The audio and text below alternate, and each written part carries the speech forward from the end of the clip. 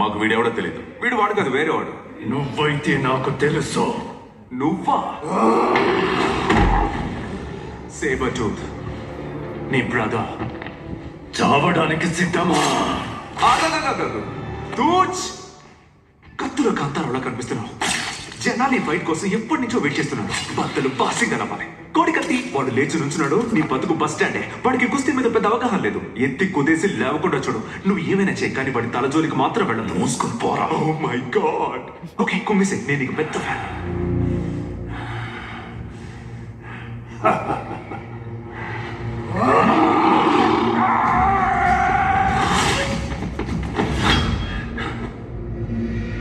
ఏమైంది పాపా? ఎక్కడో బాగా దిగినట్టుంది.